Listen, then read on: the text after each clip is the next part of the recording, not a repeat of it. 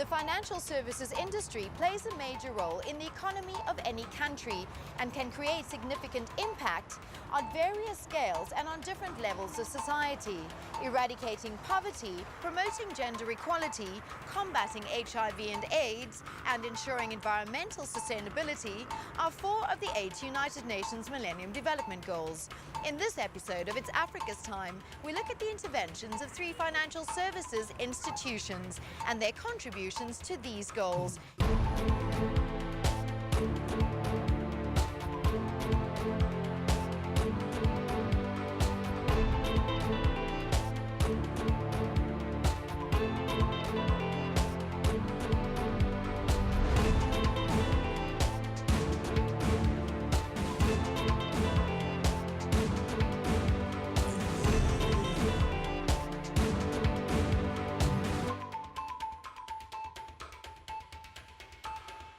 Much of Africa has seen quite high economic growth rates in recent years, but that high growth hasn't translated into greater food security or in many cases into much poverty reduction.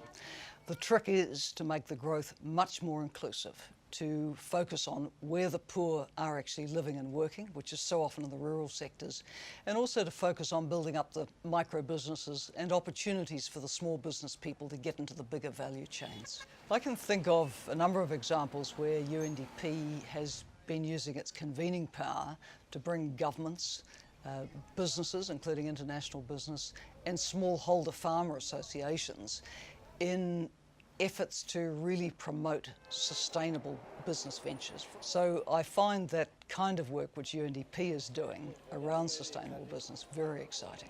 No one actor can achieve the MDGs or take development all the way to lift people from least developed country status to middle income country status to going all the way to graduation. So it means governments working with stakeholders in their own societies. That includes business, it includes communities, it includes local government, it includes the civil society organisations. And the development partners, we have to work together. If we work together, that strong partnership will achieve far more than if each of us tried to work on our own. 2/3 of the 23.5 million people in the world living with HIV, including 91% of the world's HIV-positive children, live in sub-Saharan Africa. In 2011, a further estimated 1.7 million people in the region became newly infected. The Sanlam Foundation, together with Regency Foundation Networks and the KZN Department of Education, has entered the 2nd year of the HIV&Me Community Education Partnership in the KwaMashu and Umlazi districts of Durban. This partnership has facilitated the implementation of HIV&Me in 20 senior schools in these districts, working with school management, educators and learners. The intervention is also extended to the parent community through the Family Support Program, providing a holistic approach to HIV and AIDS education and management through the collaborative engagement of all partners and stakeholders.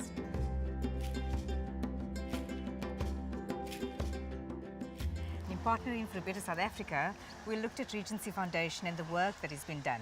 The HIV&Me program stood out because of the results shown. Statistics show that they are making headway, and that's the reason for going with this particular project in the KZN area. Education is the key focus within the Sanlam Foundation, and HIV and AIDS education is merely one of these sub-focus areas in that particular space. So as a financial services company, we believe that it's core that we actually have healthy policyholders and a healthy generation to come. The project has worked exceptionally well and has been very successful in the Durban area. And as a result, we plan to replicate this project in the Limpopo area as well.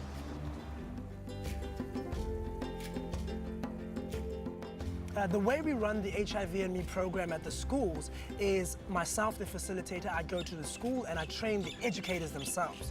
And I train the educators as though they are learners. So they get to experience exactly what it is the learners would experience in class. Then we have what we call a co-teach, where I come in the following week and I observe and assist the educator practically implementing one of our lessons in the classroom so that they get a feel of what it's like to facilitate the information, but also what it's like to receive the responses that come from their learners. Then once the co-teach is done, I leave the school and I leave the program and the information in the hands of the school. So it's self-sustainable in that way. And then of course there's a process of monitoring and continuous motivation that we give the school. The HIV and Me program has benefited the school in that it's brought the reality of HIV home in a very non-threatening way to the young people. It's also allowed them to take stock of their own understandings, the non-understandings, the misunderstanding, and also to engage with HIV and how easy it is for them to become HIV positive. The educators had great fun with the HIV and Me training program. And this was because the facilitators were so well prepared. With the facilitators, they were able to interrogate all the aspects that came to them. And what the facilitators did was, in a very friendly way, brought new information to teachers who had no knowledge of information that was critical to the teaching of HIV. The learners love the HIV and Me program for various reasons.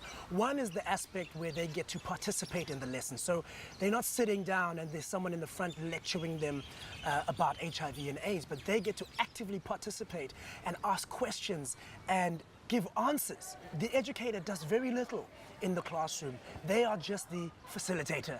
We cover the biomedical aspect of HIV and AIDS, so we train the educators and the learners, and we give them the information they need about HIV and AIDS and how it affects the body and the immune system on a cellular level. And then we've got the psychosocial aspect, where we give them skills that they can apply to their everyday life to change their behaviors. So we don't just focus on knowledge, but it's the application of that knowledge once you have it in order to change your behaviors that result in HIV infection.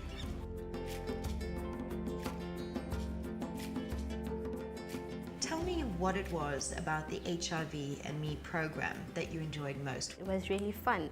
It helped bring awareness of HIV and AIDS in a different way, other than watching television or reading a newspaper, but you get to do an activity where you can learn from it. I feel the HIV and AIDS program at school is important because teenagers are at a high risk of getting HIV and AIDS because they're exposed to unsafe sex, and being teenagers, they want to try and experiment new and different things, and unsafe sex is one of them.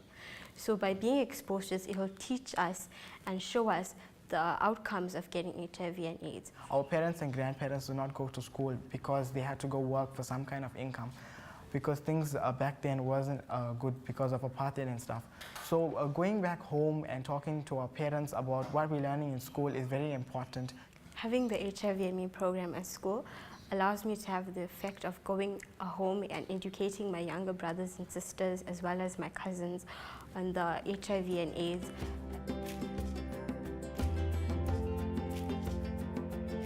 Also, what's been, for me, I think, a significant and critical moment, I've had learners who felt comfortable enough to come and share with me their concerns about their HIV status because they are sexually active. I've had learners who are pregnant, one who is positive who came to share with me and to talk with me, and it's allowed for us then to look at what the situation requires, the need for medications, how we can work with the learner, for the learner to know nobody's judging them, and that's what's so great.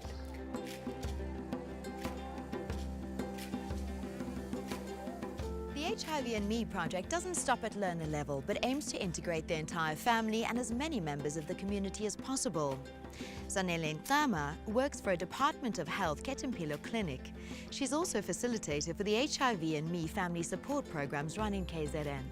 The prevalence of HIV and AIDS in KwaZulu-Natal is currently sitting at 39.5%. The HIV and AIDS program that I'm running is empowering the parents as well as the children, empower the women with information, because if you don't have information, then you are not in a position to create any awareness, or you are not in a position to talk about any disclosure.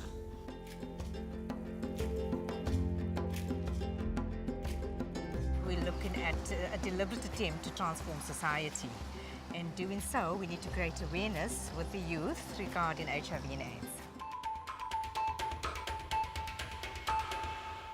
Subsistence and small-scale farming can help alleviate poverty and create employment. The S01 project, which means moving ahead in S01, is funded by the insurer Mutual and Federal and is the first agricultural socio-economic development project of this nature undertaken by the company. This 3-year investment was established on 3 hectares of land donated by the Becker Agricultural Boarding School with the aim of providing additional employment and fresh produce to the dependents of their staff members. The project was initiated in August 2011 and the farm launched in May 2012. The project manager Kopano Labete and farm manager Sintle Matlope are now working closely on the secondary phases of development. Kopano, thanks for showing us around today. Can you tell us what has been achieved during the initial phases of this project? Tswelopele Farming Project's phase 1 has really involved, us getting basics into place. This project is actually a community project, and there's 2 parts to the community project towards food security. The one part is around the commercial element, where we'd be selling the fresh produce, and the other part is to make sure that we do distribute fresh produce to all the 55 households that form up the community here at Becker High School. We had to put in place over 400 meters of piping just to ease up on the water supply. Over and above that, we have erected a farm shed, brick and mortar. In this very farm shed, we keep our tools, our tractors. Come harvesting time, this is where we prepare our vegetables for the marketplace. We had to do a lot of work to get it to where it is right now. We had to, root out the weed, a lot of work, labor. After we did that, we got a large tractor from Becker High School to prepare farmland. And after that, we then got our mini tractors to do the rest of the work. Becker High School's support has really been instrumental to the birth of this project. They donated land. Also, they donated the tunnel, which we use as a nursery. Plus, they donated the chicken broiler. The school contributed to the project in quite a vast extent by supplying them with some knowledge as far as the office is concerned.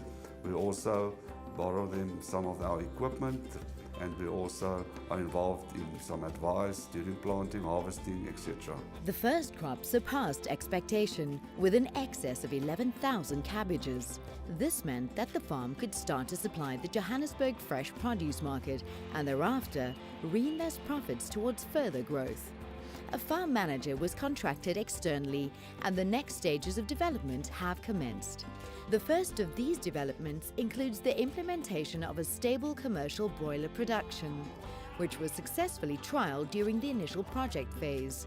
Further, in addition to the spinach and cabbage crop, carrots, onions, sweet potato and beetroot will be introduced and commercialized.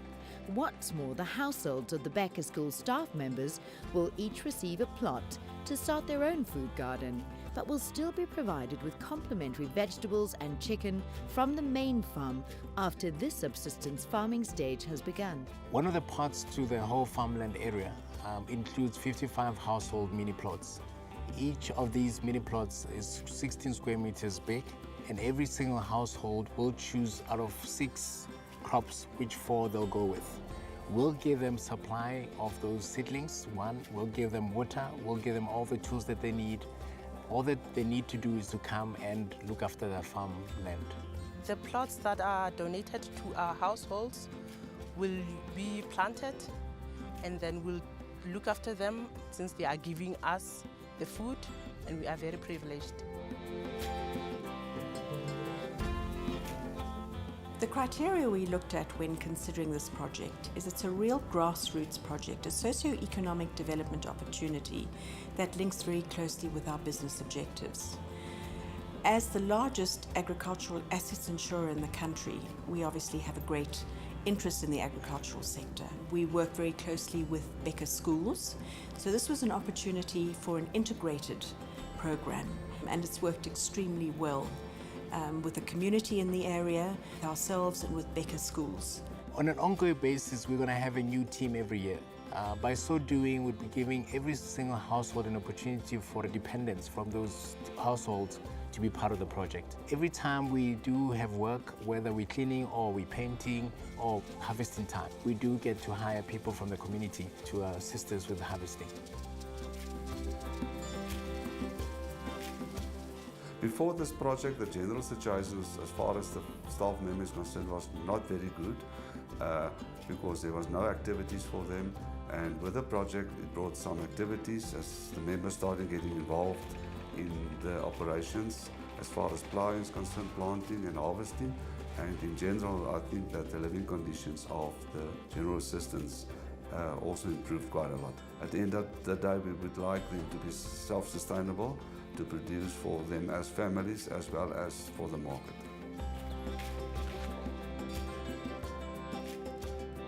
We sell vegetables to the Joburg Fresh Produce Market. We've already gotten some sales from chicken sales as well as from the actual vegetables. After 3 years, we'll then see how much money has already been raised. If it's enough for 2-year cash flow, that's when we'll know that we're ready for a handover to the community. My dream is to see it being a commercial project one day.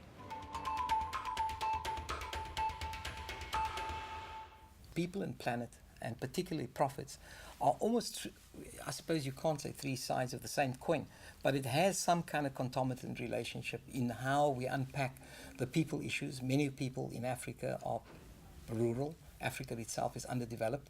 New African businesses are bringing electricity, bringing roads, bringing health services, bringing, with their profits, obviously, using that for good and to change the lives of many people.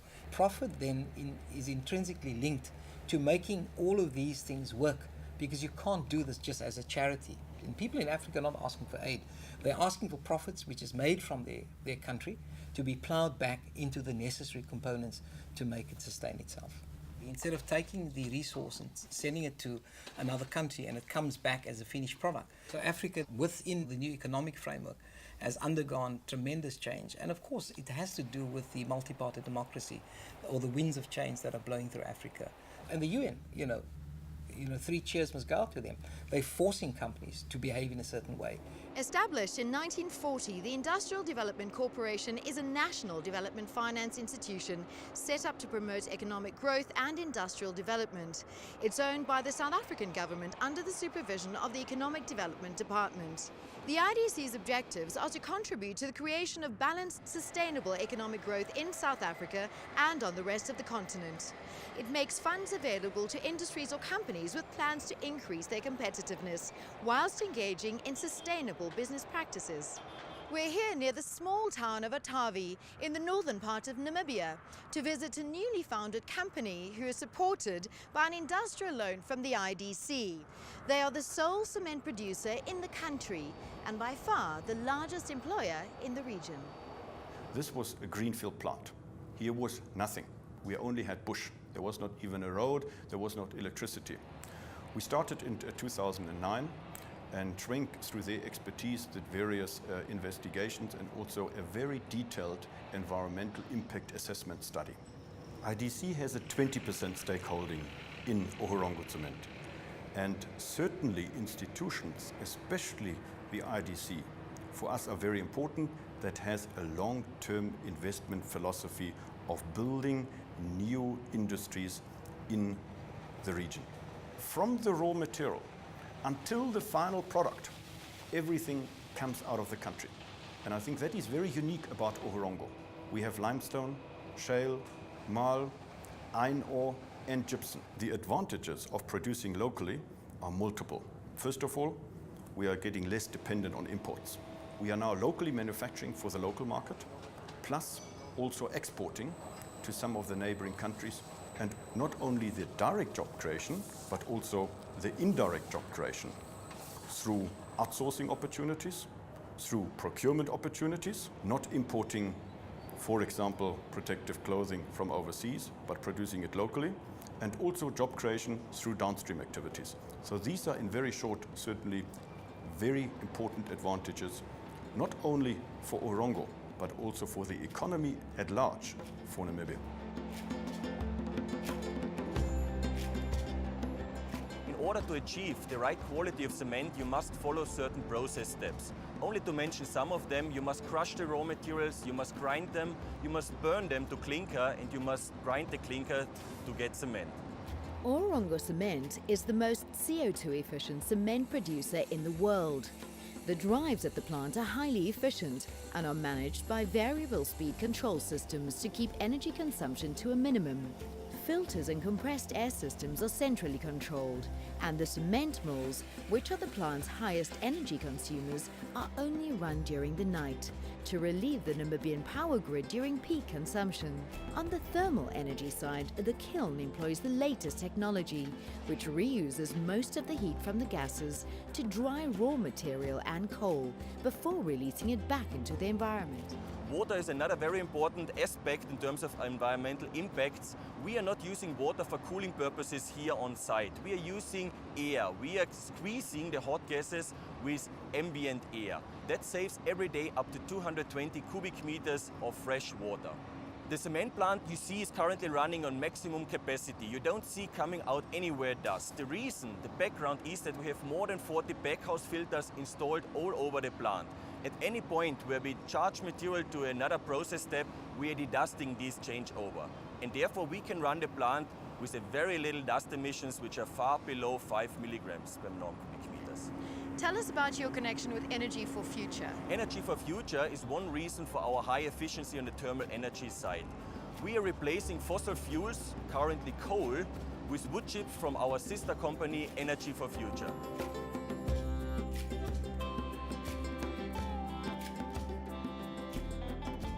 The Bush to Fuel project is about cutting encroacher bushes, which has taken over the savannas here in Namibia.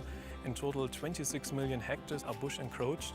That's similar the size of the United Kingdom, so it's a very big area we are talking about. And we are cutting these bushes selectively, meaning we are leaving out all protected species that are protected under the Forest Act, plus we are leaving all trees and plants above 4 meters since they are providing shade for game and cattle. So we are increasing biodiversity. We open up the farm. Grass will recently grow here again, so the farmer can stock more cattle and more game. All in all, it's a big benefit not only for the environment, also for the farmer.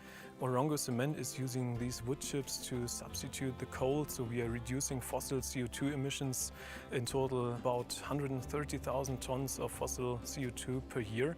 With that wood, last but not least, also Namibia is benefiting because we can utilize here an own energy source.